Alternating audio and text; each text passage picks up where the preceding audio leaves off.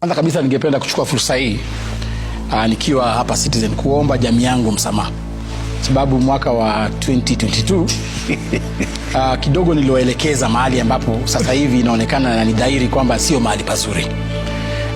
Mimi nilikuwa Cleophas Malala is coming out to regret supporting William Ruto. As the person who wished to wear the Kenya Kwanza government. Okay? It is now very clear that the Kenya Kwanza government lost traction. There are some people who fought hard for this government to be in place, and now they are seeing it from outside. And the people who never even lifted a finger to fight for its formation are enjoying the freebies. So Cleophas Malala came out to regret supporting William Ruto, and I think he is right. Because there is no way you can chase Cleophas Malala and bring the former governor of Kakamega, Oparanya, in government. If I was William Ruto, Cleophas Malala exposed the future, if you want to look for votes, but also in the young blood. Okay? He was among the team that fought for Kenya Kwanza government to be. Oparanya was on the other side beating William Ruto. Okay? And I'm not saying that Cleophas Malala was very clean. He may have had some weaknesses, but chasing him out of government was not the solution. So Cleophas Malala came out to bash William Ruto, and I think they should bash him.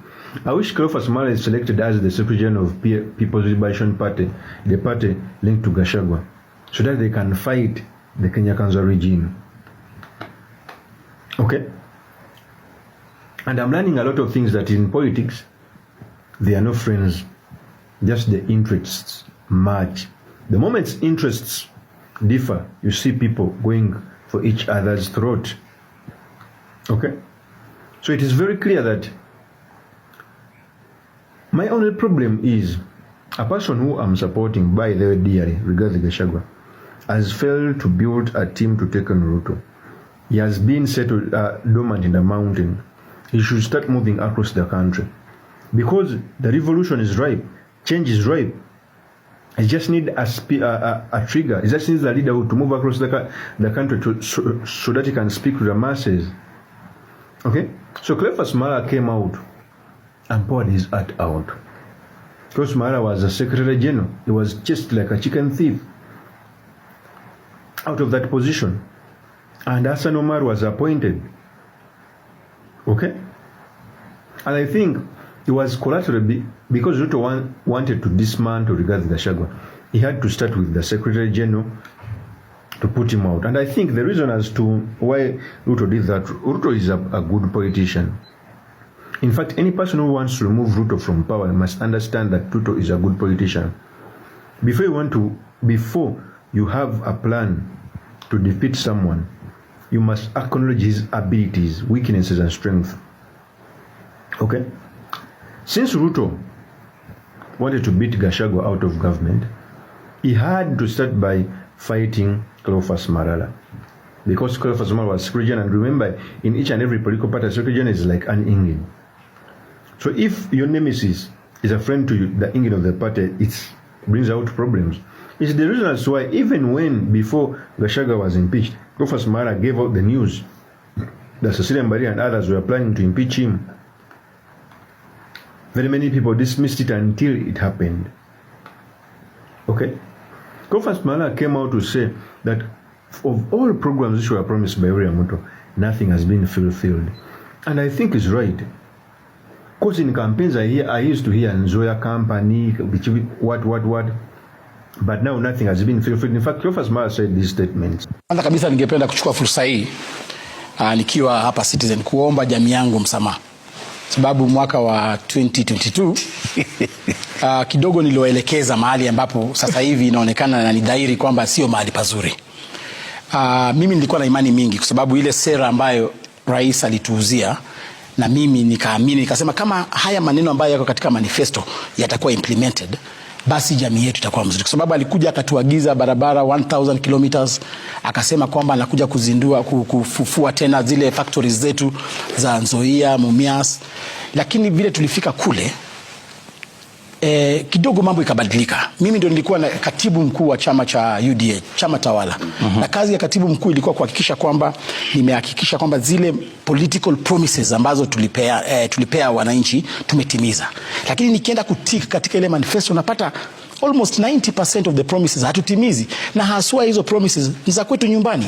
Kwa mfano kule Western Region alisema kwamba kwa siku 100 ataweza leta machine mpya ya Nzoia Sugar Factory. Sasa hivi Nzoia Sugar Factory inakuwa list, wanatumia majina mingi, privatization, leasings, lakini imeuzwa kwa sababu ukipatia mtu kiwanda chako kwa miaka 40, hata mimi mwenyewe sijafikisha miaka 40 tangu nizaliwe, umepatia mtu ambaye sio Mkenya, unampatia kwa miaka 40.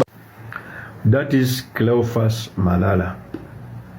Cleophas Malala, by the way, was a promising politician, but now he has a hill to climb. One, all the kingpins of the Mlembe nation are with William Ruto.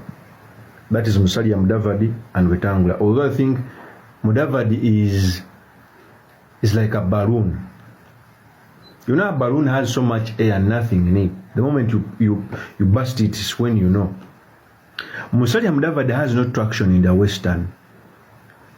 It's the reason as to why he even decided to fold his ANC party. He has no traction. Even in his own county, Vihiga, ODM used to defeat him. Even his own MP is ODM. The only person who has traction is Moses Wetangula. And for me, I think if Moses Wetangula would want to ascend to another office apart from the speaker, or join hands with Rigathi Gachagua, maybe deputies Rigathi Gachagua, that will be a sure bet. Okay? So the only problem Cleophas Malala is facing is, one, in which party is he going to be? I think before Wetangula, I pray that Wetangula joins Gachagua so that they can defeat Kasongo.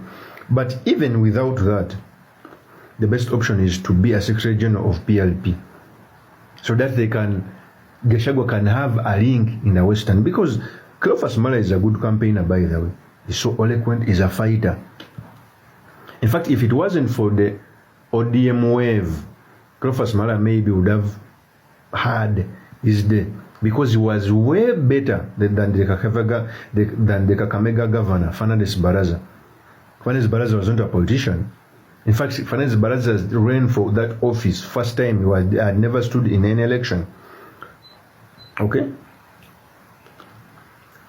So, there is no sane person from the Mlembe nation that can come out to vote for Kasongo. There is none.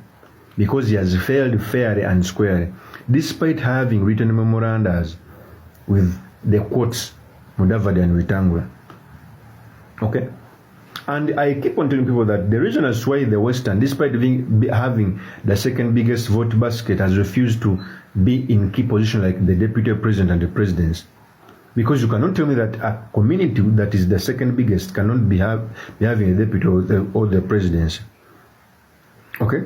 It's because of the leaders. Wetangula normally wants to play it safe. It's the reason why when he was supporting even William Ruto, he had to first run as senator. In case things don't go on well, he will retain the senatorial seat, even during Uhuru. So they want to play it safe. And in politics, sometimes you must sacrifice the safety nets in order to become very big. Even when they gambled and supported Ruto, that was a risk. It's the reason as to why they have those positions. So Cleophas Malala is apologizing to the Mlembe nation, but he's right. And he must build an axis to edge out William Ruto. And I think he can do that. The only threat is Moses Wetangula, because Moses Wetangula, since he's from Bukushi, and majority of the Western people are from Bukushi, he may have some attraction, and is the third most powerful person in Kenya, at least by the constitution. So Moses Wetangula, instead of telling the Mlembe nation to vote, what has William Ruto done from the Mlembe nation? We must ask. Of course, I remain Kabir Sulaiman.